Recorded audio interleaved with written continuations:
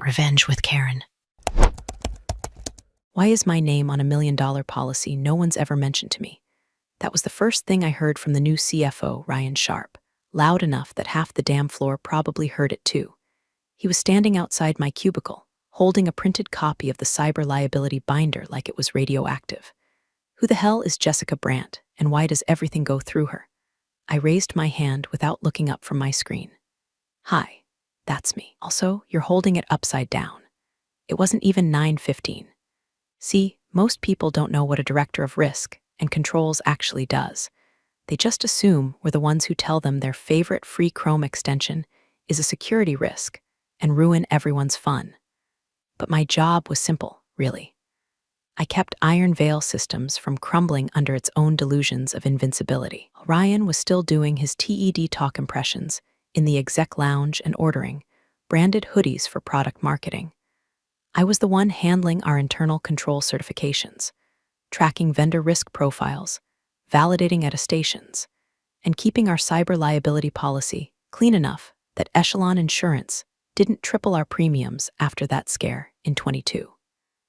Basically, it was the invisible glue holding the brittle backend together, while everyone else chased hypergrowth like it was a personality trait. But no one throws a parade for the woman who color codes the third-party risk logs or catches expired SOC2 reports in vendor files. No one throws confetti when you prevent a 7-figure fine with a single bullet point in a compliance checklist. You just quietly become essential.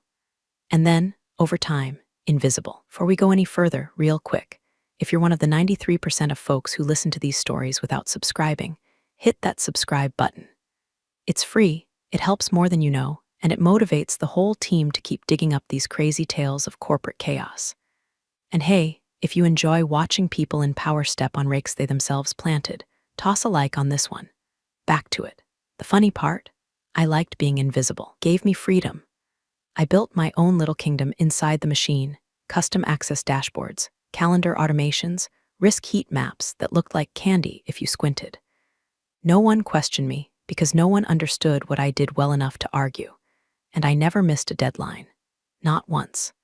Especially not the big one, the annual risk control attestation for our cyber insurance policy, one that had to be submitted using a secure credential tied to my company email and two-factor token.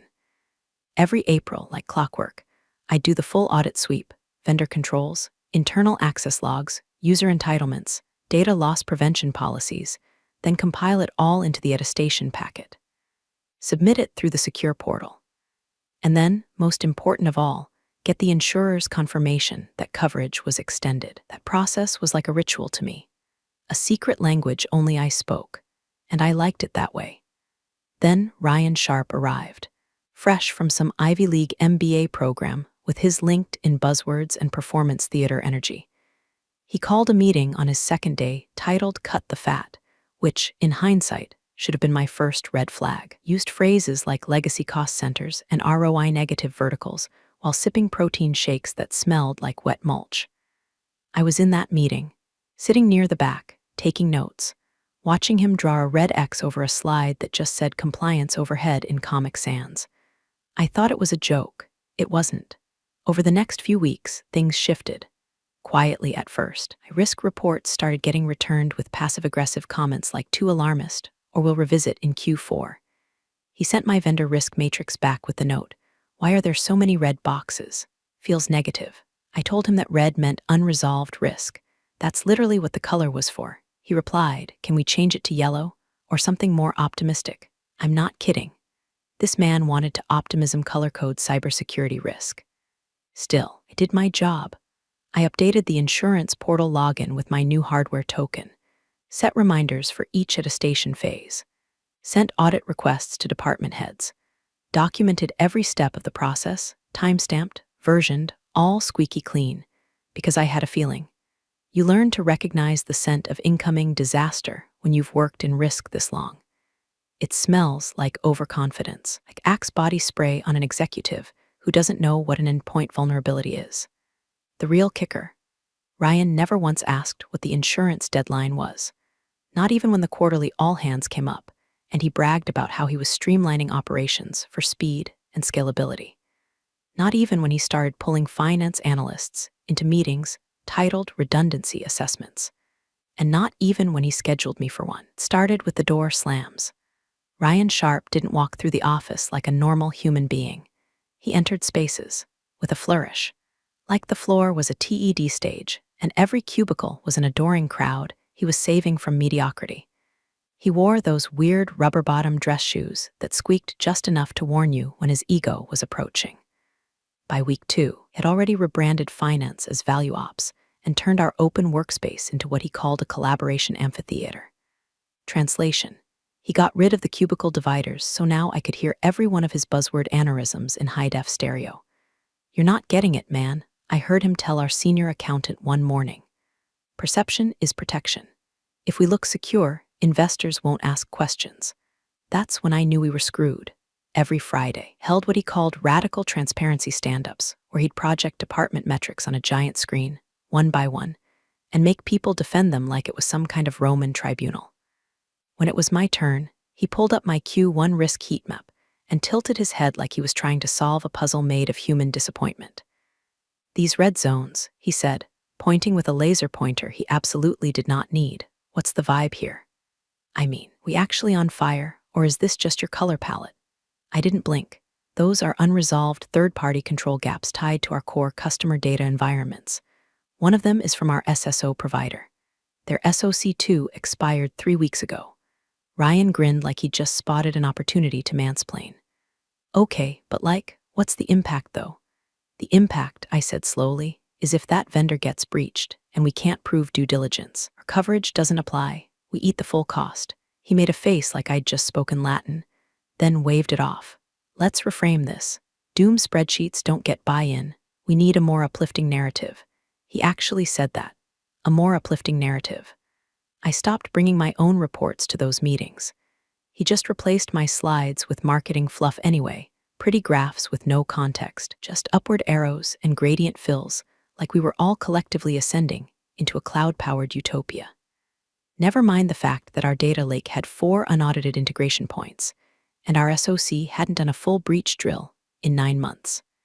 Every time I flagged something critical, like the missing MFA cert on our external payroll system, or the fact that our software vendor hadn't uploaded a vulnerability scan since October, Ryan either ignored it or asked legal if they could de-risk it with language. That became his catchphrase, "de-risk it with language," as if a breach would politely read our indemnity clauses before spilling customer data across the dark web. Meanwhile, I kept doing my job, quietly. I submitted the Phase 1 insurance pre-check, double-checked our 2-factor keys, sent out the access attestations for department heads to confirm, all of it under the radar, because I already knew what was coming.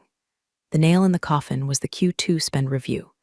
Ryan called a cost alignment summit, which, surprise, was just a spreadsheet autopsy where every department head had to justify their line items. When it got to me, he didn't even look at the numbers.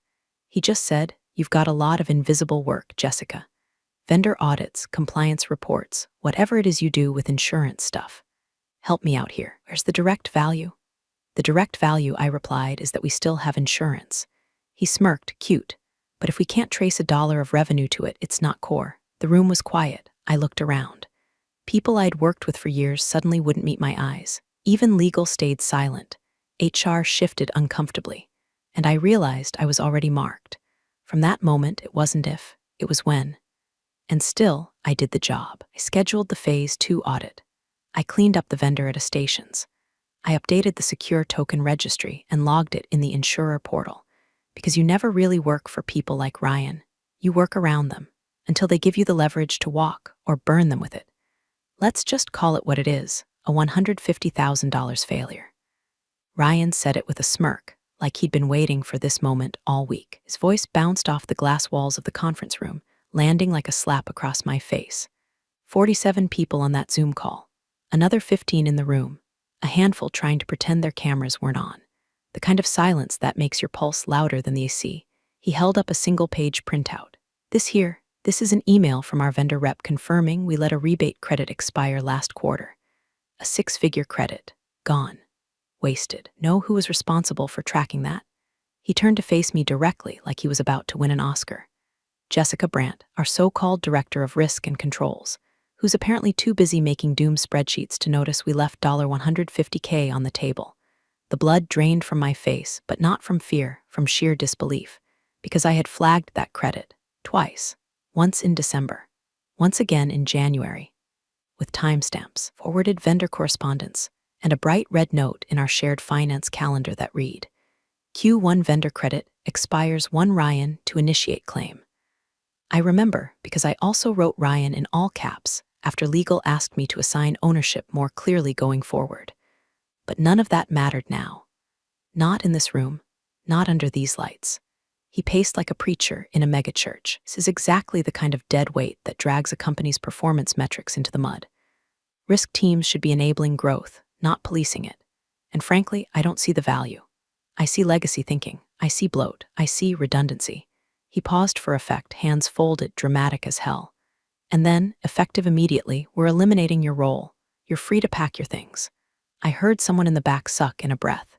It might have been Jill from procurement, or maybe one of the junior analysts who always smiled at me in the break room. Didn't matter. They wouldn't say anything. Not here, not to him. I looked at Ryan, not a word, no expression. Just a flicker of something, pity, no. That would require a soul. I closed my laptop, stood up, tucked my notebook into my bag, and walked out. No scene, no protest, no last words. I didn't even look back. Only sound behind me was the faint buzz of the HVAC and a single Slack ping that someone forgot to mute. Let them feel that silence. Down the hall, past the product managers who suddenly found their shoes interesting. Past the new intern who'd asked me for help with a vendor risk matrix just the week before. Past the HR director's office, empty, of course. I got to my desk and started packing. Methodical, like I'd rehearsed it, which, in a way, I had. Not because I expected this exact betrayal, but because I'd learned long ago that jobs like mine don't end with gold watches. They end with purges, with reorgs, with someone higher up deciding you're too expensive, too inconvenient, too much of a speed bump on their personal rocket to the C-suite. I didn't download anything, didn't delete a thing, just logged out of my systems, clean, quiet, surgical. And the entire time, I knew something Ryan didn't. The attestation, final piece of the insurance renewal, the risk control attestation, still hadn't been submitted. Because it couldn't be, because it required my credentials, and the secure digital key tied to my company email, which, due to how I'd set it up for Echelon Insurance's personal attestation protocol, couldn't be transferred, cloned, or reassigned without a 6-week recertification process. One that involved me, in person. I zipped my bag, took one last glance at the office I'd kept secure for 7 years, and walked out the front doors like I was just headed to lunch. Not a single person stopped me. No one ran after me with an apology. That's the thing about quiet people in critical roles. No one realizes how deep your roots go until they try to rip you out. And by the time they feel the cracks, you're already gone. Thing about corporate machinery is it doesn't stop just because someone got unceremoniously fired. It lurches forward, powered by blind momentum and caffeine-stained spreadsheets. So after I walked out that day, the gears kept turning, or tried to. I wasn't watching the show directly. I had no Slack access, no company email. But the silence was its own kind of music. A few folks from legal connected with me on LinkedIn a week later, no message, just a quiet digital handshake. One of the finance analysts I trained on risk scoring liked a post I shared about data privacy regulations. Small things, signals, like the sonar pings of a sinking ship. Meanwhile, I'd moved on, consulting for a mid-sized firm in Portland that actually believed risk was a strategy, not a cost center. I had my own schedule, no 8 a.m. stand-ups, and no one ever asked me to color code danger in pastels. For the first time in years, I wasn't clenching my jaw while explaining to some VP why MFA wasn't paranoia theater. Then, on a quiet Wednesday, 3 weeks post-exit, I got the ping. A single notification from the Echelon security protocol system. Credentialed user alert, registered token validation, required FY 2024 cycle. I blinked at the screen, rereading it like it was a ghost whispering through fiber optic cable. Token was still active. My token, which meant the system still had me listed as the certifying authority for the FY 2024 risk control attestation. That couldn't be right, but it was. See, most companies don't bother updating access protocols until something breaks. especially for things they barely understand, like attestation structures buried in insurance frameworks. As far as the Echelon portal was concerned, I was still Jessica Brandt, Director of Risk and Controls, and the attestation, still pending. A renewal that, if not executed, would leave Iron Vale's cyber liability policy in limbo. No signature, no coverage. No coverage, no product launch, at least not without a lot more sleepless nights and legal risk filings. And guess what tied the entire thing together? A specific chain of validations, each one tracked, logged, and required to be submitted using the original secure credential. I'm stamped from the unique key device bound to my now-defunct company email. That token lived on my keychain, clipped next to my apartment fob, and the micro flashlight my niece gave me for Christmas. I hadn't thought about it since the day I walked out, but there it was, blinking green like it still had something to say. And it did. I checked the insurance portal using the public access view. No internal credentials, just what any vendor or partner could see. Sure enough, status, pending attestation. Authorized signatory J. Brandt. No reassignment, no override, not even a placeholder update. I leaned back and let out a laugh I didn't know I'd been holding. Not petty, not smug, just amused, because I knew what was happening behind those polished glass walls back at Iron Vale. Someone in finance had assumed someone else was handling the renewal forms. Probably the new junior compliance analyst, poor kid. Eagle hadn't been looped in because, hey, that was operational. HR was probably still finalizing a backfill requisition. And Ryan, he was likely too busy getting his headshots updated and brainstorming how to position our non-existent insurance coverage as a nimble risk posture in the next investor deck. All the while, the deadline ticked closer. And that's the thing about these renewals. They're not like invoices. You miss the date, you don't just get a late fee, lose the policy, or worse, you get downgraded, which in cyber liability land means your premiums go from painful to call the investors and cancel the launch. But hey, I wasn't in charge of that anymore. I'd been cut, a redundancy, a drag on performance, so I turned the ping into a reminder on my calendar. Check insurance portal status day of deadline, just out of curiosity. After all, I wasn't angry. I wasn't looking for revenge, just wanted to see if they noticed the empty chair before it caught fire. The first real ripple hit on a Tuesday, 10 days before the policy deadline, when Ryan tried logging into the Echelon portal himself. I wasn't there, obviously, but I've played the scene over in my head more times than I care to admit. Him hunched over his standing desk, chewing on a pen cap like he's about to outsmart a system built by actual engineers, fingers clacking angrily at the keyboard. Frown deepening as each login attempt ends the same way. Access denied. No authorized credential found. And here's the beautiful part. Because of how I structured the policy workflow with Echelon, the portal didn't just require an Iron Vale domain email. It required a paired token, assigned to the original signatory, with end-to-end encryption checks that couldn't be spoofed, without revoking the old credential and waiting for reapproval, which, I might add, took 6 to 8 weeks. On a good day, if legal got involved, if Echelon didn't need to re-verify identity or re-audit access logs, none of which they'd done, because no one at Iron Vale had bothered to tell Echelon I was gone. So there he sat, Ryan Sharp, CFO and walking LinkedIn quote board, staring at a portal that may as well have been Fort Knox. His next step, IT, they ran through their script, reset the browser, tried alternate admin logins, scanned the registry for shared credentials which didn't exist because I made damn sure they didn't. Every security compliance standard I implemented had been airtight, least privilege, single point attestation, zero tolerance for shadow logins. I'd been so good at my job, I'd locked them out of it. Then legal got the call. Imagine the conversation went something like, Ryan, we can't get into the insurance portal. Who else is authorized? Legal, Jessica. Ryan, yeah, but besides her. Legal, no, Jessica. There was no besides her. See, the whole idea behind attestation protocols is that they're traceable, non-repudiable. That's why insurers started requiring secure identity keys. It wasn't about trust, it was about liability. Echelon didn't want a generic signature, wanted mine. Tied to the risk matrices I'd created, the vendor scores I'd certified, and the digital key I'd protected like it was my own damn heartbeat. I could feel the walls start to sweat from 3 states away. Their IT director, poor guy, probably tried to bluff Echelon's system with an internal override. That's when the system would have spit back a glorious message. Attestation incomplete. Certified signatory, Jessica Brandt. Contact primary token holder to proceed.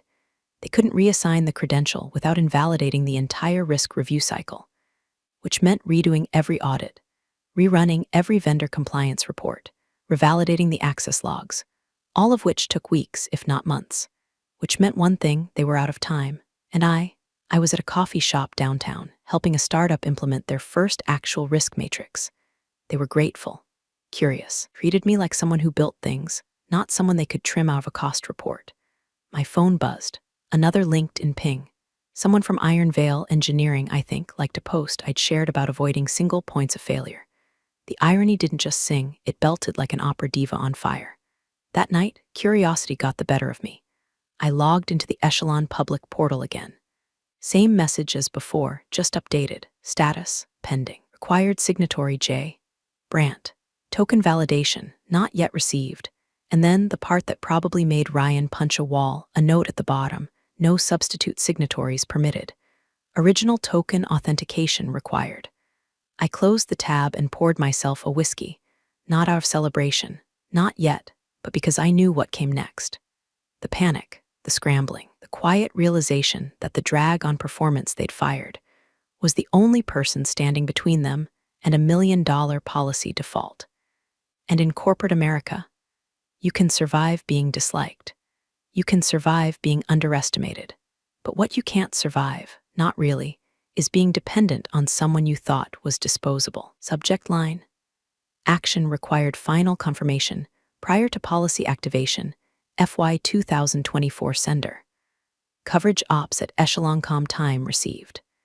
7:42 a.m. Ryan Sharp opened the email with the confidence of a man who just ordered a very large, very public product launch and assumed the universe would obey. What he read instead was a one-sentence gut punch.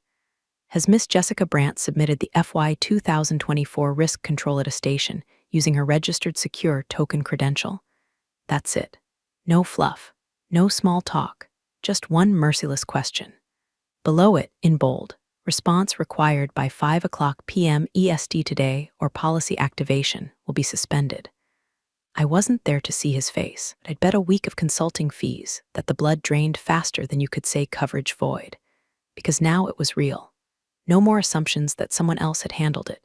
No more denial that the missing login was probably cached somewhere.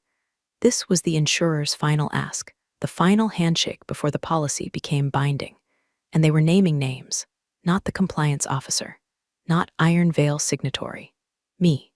And they weren't asking if the form had been filled out. Were asking if I had personally submitted it, using my unique token, the same one Ryan had essentially thrown in the trash 3 weeks earlier with his one-man cost-cutting crusade.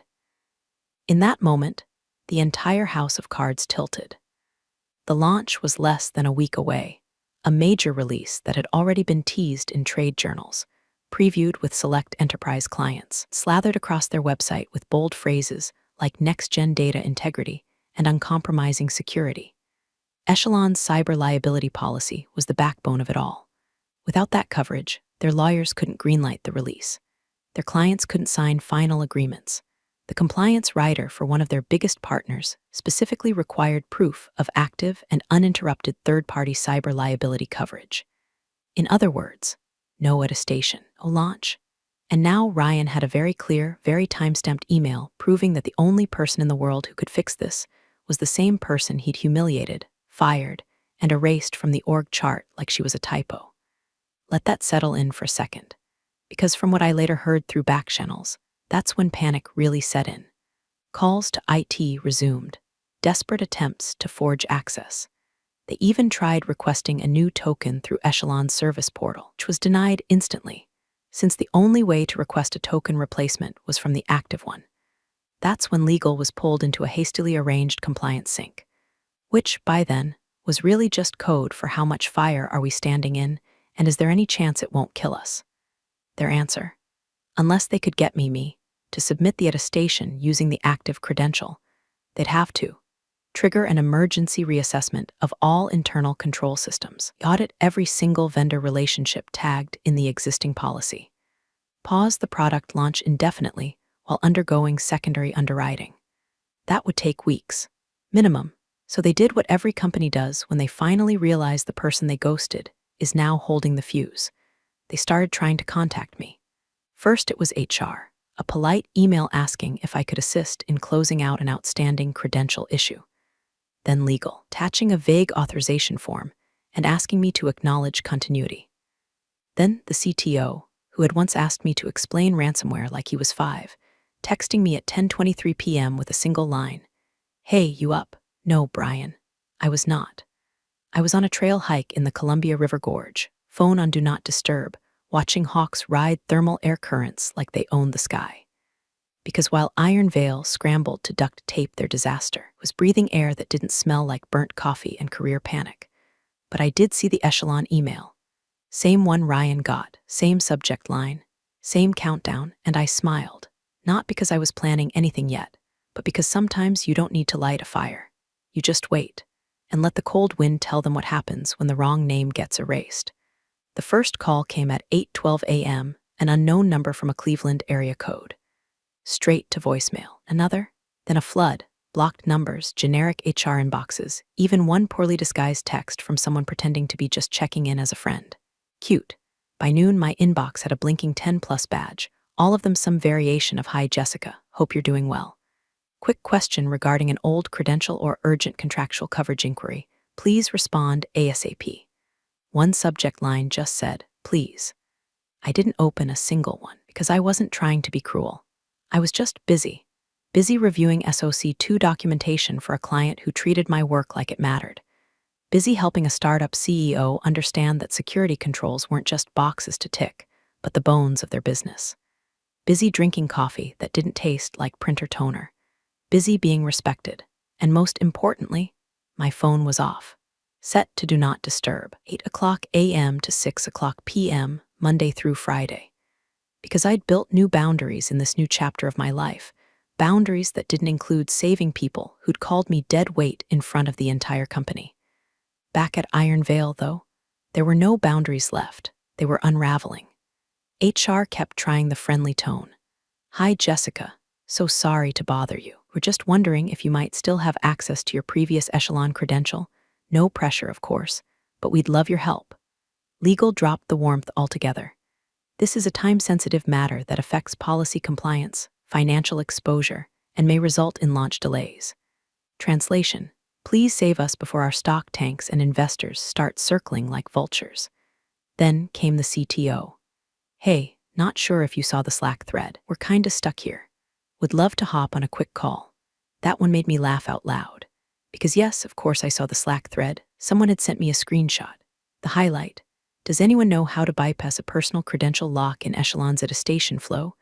Responses ranged from "LOL good luck" to a desperate try calling their rep and crying. Iron Veil had no plan B, because I was plan B, just hadn't realized it until the clock started ticking loud enough to drown out their bravado. Somewhere between the 4th and 5th unanswered email, they even tried the classic Hail Mary, offering to re-engage me as an independent contractor for a limited engagement.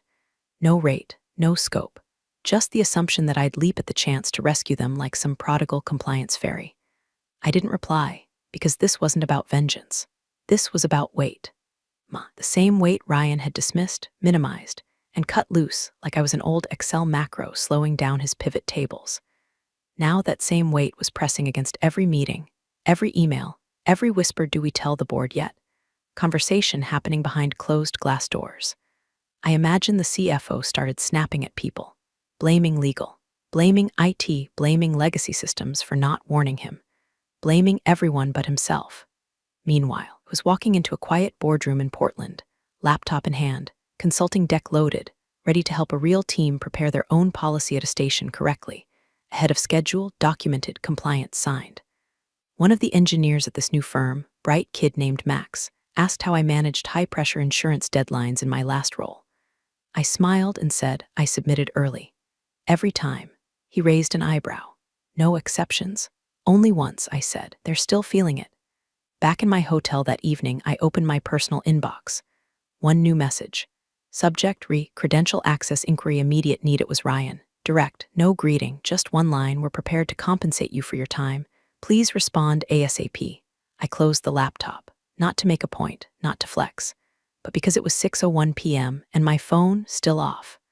I picked up on the sixth ring, not because I was eager, not because I forgave anything, but because I'd just finished a client call, had a cup of coffee in my hand, and the sun was setting in that golden way that makes you feel like you're already on the winning side of something.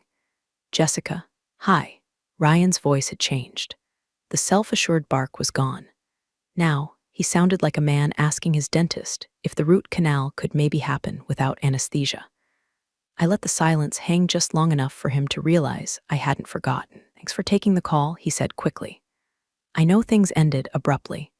We're in a situation here and you need the attestation submitted, I interrupted flat. He cleared his throat. Yes, and unfortunately the system is still showing your credential as the only authorized one. IT can't override it, and legal says the reauthorization process would take 6 to 8 weeks, I finished for him. Best case. Another pause. Hated that I still knew the system better than he did, that I didn't have to ask questions, that I hadn't lost a single step. Look, he said, pivoting to his best faux casual tone, we just need a quick resolution. 5 minutes of your time and we can put this behind us. We'd be happy to compensate you, of course. I almost smiled, but instead I said, okay, I'll consider it. You could hear the tension in his shoulders unclench through the speaker. Really? That's great, thank you. I'll need a signed consulting agreement, I continued. 12-hour minimum. $5,000 an hour. Prepaid. Silence. The kind of silence that screams. The kind that makes men like Ryan realize they've wandered into a conversation they no longer control. Wow. Okay, well, that's a bit aggressive, don't you think? You fired me without cause in front of half the company, I said, still calm. Tried to erase me from a process you didn't understand. Now you're calling because your policy hinges on credentials only I possess. This isn't aggression. This is valuation. He didn't speak. I waited, stirred my coffee, watched a crow land on the edge of the balcony, cock its head, and look at me like even it knew the math was simple. I'm also going to need, I added, a formal apology, in writing, for the record. That got him. He coughed. Laughed, maybe. Weak little puff of sound like someone trying to deny reality one last time before it eats them whole. Come on, Jessica. We're all professionals here. That's right, I said. So put it in writing or don't, and let Echelon lapse your policy, your call, another long beat. I'll have legal draft something, he muttered. No, I said, you'll write it. You blamed me publicly, you'll apologize the same way, or you'll lose more than your policy, you'll lose your launch. Board's confidence. Probably your job. You're about one missed submission away from irrelevance. I let that settle, not loud, not cruel, just facts. Jesus Christ, he finally said. No, I replied, Jessica Brandt. But I understand the confusion. I ended the call. 15 minutes later, I had a DocuSign link from HR titled Consulting Agreement High Priority. 30 minutes after that, a PDF slid into my inbox. Subject, formal apology, Jessica Brandt. It was short, clumsy in places, probably rewritten 3 times under legal's watchful eye. But it had the essentials. Acknowledgement that I had flagged the vendor credit Ryan blamed me for. Confirmation that my risk work had been integral to operational stability. A sentence that read, the failure to recognize Jessica's contributions was mine, and mine alone. I read it once, then again. And then I clicked accept, because this wasn't revenge. This was restoration, with interest. The doors slid open like they used to every morning, but this time I didn't badge in. Security already had my name on the list. Visitor pass waiting. Lanyard pre-printed. Not employee, not guest. Just one word, all caps, contractor. I walked through the lobby with the calm of someone who'd already won. Past the new motivational poster someone in HR had hung. Integrity, doing the right thing when no one is watching. Could have sworn it used to be innovation. The front desk manager gave me a look, part sympathy, part respect, part I heard.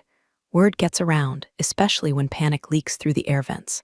Upstairs, they were waiting in the glass conference room like hostages awaiting a verdict.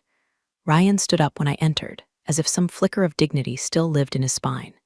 Jessica, he said, voice brittle but civil. I nodded. No handshake. Just held out my hand. He passed me a thick envelope, physical check, just as I'd required.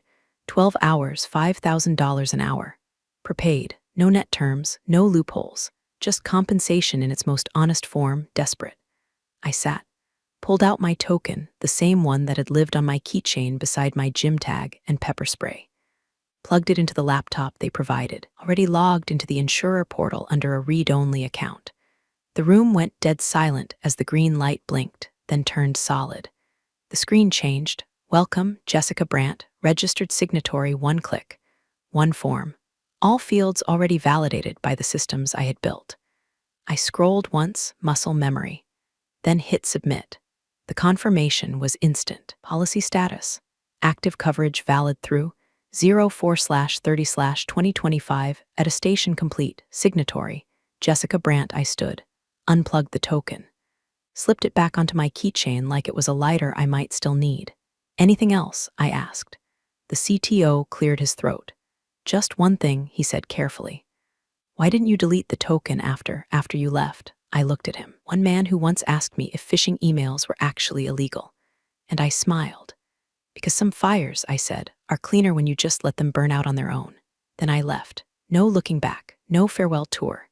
Just the soft click of the conference room door behind me and the knowledge that no one in that building would ever underestimate quiet work again. Downstairs, the lobby felt brighter. The doors opened like they were glad to see me leave, not with bitterness, but with closure. Outside, the sky was that late spring blue that makes you want to believe in second chances. I paused at the curb, phone in hand, rideshare en route. Back upstairs, Ryan Sharp was sitting at his desk, pale and quiet, staring at his screen. The subject line of the email he just opened read, confirmation, coverage reinstated signature, Jessica Brandt. He read it again, and sat there, a man surrounded by the empire he thought he'd optimized, watching the smoke rise from the one piece he never understood. Big thanks, you legends of the old office days. Subscribe to keep the switch-flicking chaos alive. Your ex-boss is shaking in their loafers.